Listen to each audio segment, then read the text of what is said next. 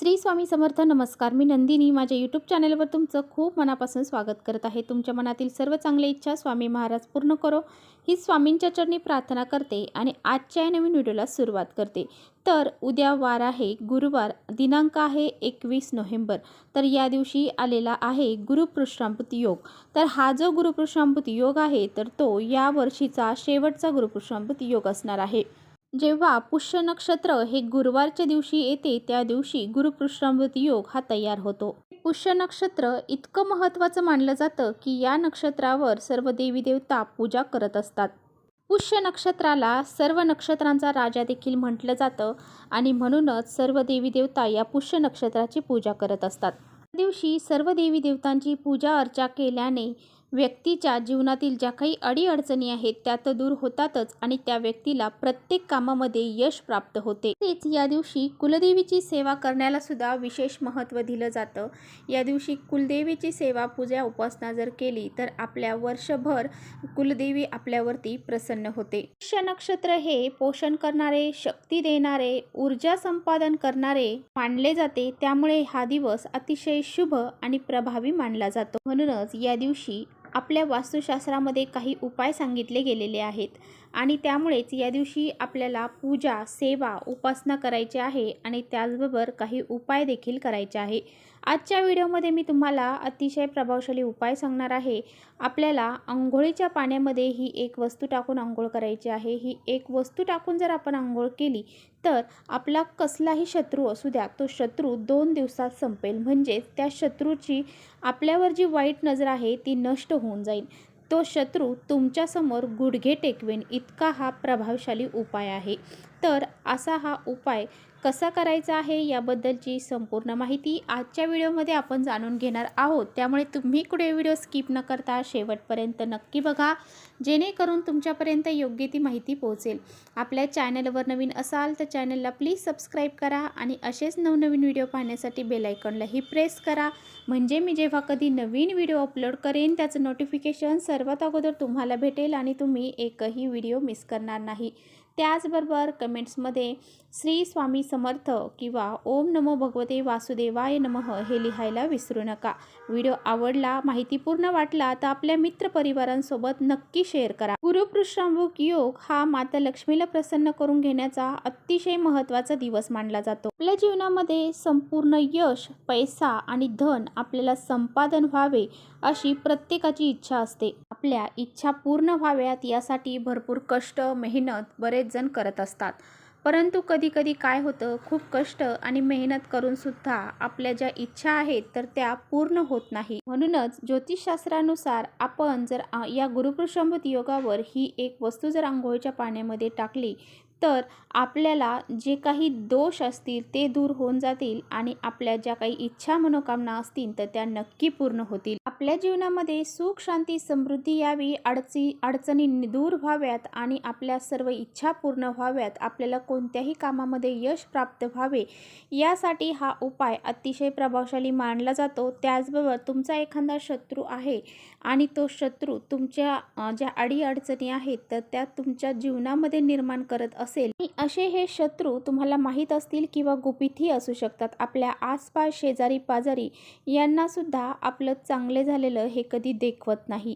त्यामुळे यांच्या वाईट नजरा ज्या आहेत तर त्या आपल्याला लागल्या जातात, त्याची नजर दोष आपल्याला लागले जातात आणि त्या शत्रू त्रास आपल्याला होत असतो. काही असे जळाऊ प्रवृत्तीचे लोक असतात, ते आसपास आपल्या आजूबाजूला राहतात किंवा आपल्या घरातील असू शकतात किंवा आपल्या मित्रपरिवारामध्ये देखील असू शकतात.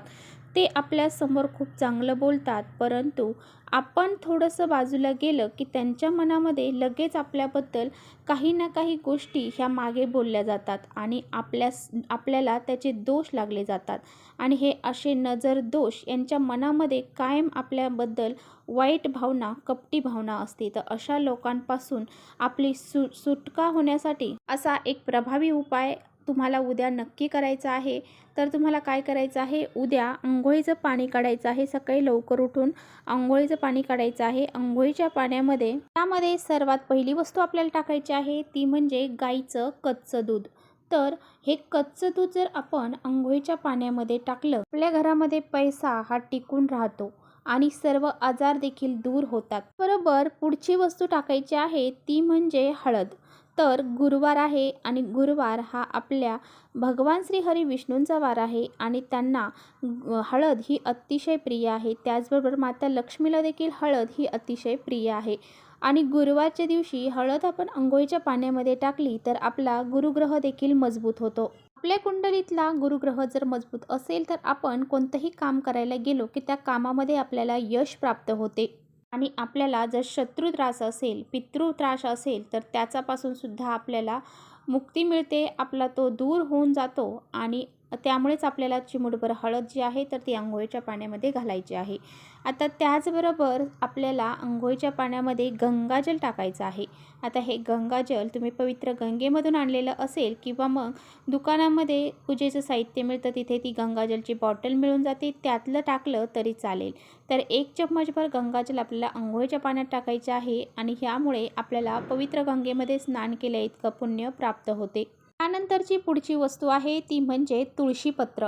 तर तुळशी मातेला साक्षात माता लक्ष्मीचं प्रतीक मानलं जातं आणि माता लक्ष्मी आपल्यावरती धनवर्षाव करते आणि आपल्या जीवनातील आर्थिक समस्या ज्या आहेत तर त्या दूर करते. माता लक्ष्मीचे कृपा आशीर्वाद आपल्या घरावरती सदैव राहतात.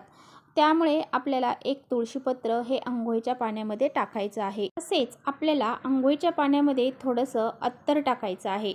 अत्तर जर तुम्ही अंघोळीच्या पाण्यामध्ये टाकलं तर आपल्याला माता लक्ष्मी, कुबेरदेव यांची कृपा आपल्यावरती राहते. त्यामुळे आपल्या जीवनामध्ये प्रगती होते, कोणतंही काम आपलं पूर्ण होतं. आपले ज्या तिजोरी आहे तर ती भरलेली राहते, कधीही ती रिकामी होत नाही.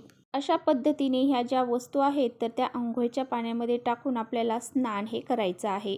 स्नान करत असताना ओम नमो भगवते वासुदेवाय नमः या मंत्राचा जप करत तुम्हाला हे स्नान करायचं आहे. तर पहा या दिवशी गुरुवार आहे. अंघोळ करताना आपल्याला डोक्यावरून स्नान हे करायचं नाही. केस हे धुवायचे नाही. गुरुवारच्या दिवशी केस धुतले जात नाही. केस जर आपण गुरुवारच्या दिवशी धुतले तर आपला गुरुग्रह कमकुवत होतो. आपल्या पतीच्या प्रगतीमध्ये अडथळे निर्माण होतात. स्नान करत असताना मनामध्ये कोणत्याही प्रकारची नकारात्मकता किंवा मनामध्ये वाईट विचार हे ठेवायचे नाही. सकारात्मक विचार करून तुम्हाला हे स्नान करायचं आहे. स्नान करून झाल्यानंतर तुम्हाला स्वच्छ कपडे परिधान करायचे आहे. जर तुमच्याकडे पिवळ्या कलरची वस्त्र असतील तर नक्की तुम्ही पिवळ्या कलरची वस्त्र या दिवशी परिधान करावे. आणि त्यानंतर तुम्हाला देवघरातील देवांची पूजा अर्चा करून घ्यायची आहे. आणि या दिवशी तुम्हाला केळीच्या झाडाखाली एक शुद्ध गाईच्या तुपाचा दिवा लावायचा आहे. जो व्यक्ती या गुरुपुरुषोत्तम योगावरती केळीच्या झाडाखाली शुद्ध गाईचा तुपाचा दिवा लावतो, त्याला जल अर्पण करतो, त्या व्यक्तीच्या जीवनामध्ये ज्याही समस्या असतील त्या नक्कीच दूर होतात आणि भगवान श्री हरिविष्णूंचे आशीर्वाद त्यांना प्राप्त होतात. तर चला इथेच थांबवते माझा व्हिडिओ तुम्हाला थोडा जरी आवडला असेल तर नक्की लाईक करा. चॅनलवर नवीन असाल तर चॅनलला सबस्क्राईब करा. परत भेटूया अशा छानशा व्हिडिओसोबत. तोपर्यंत श्री स्वामी समर्थ.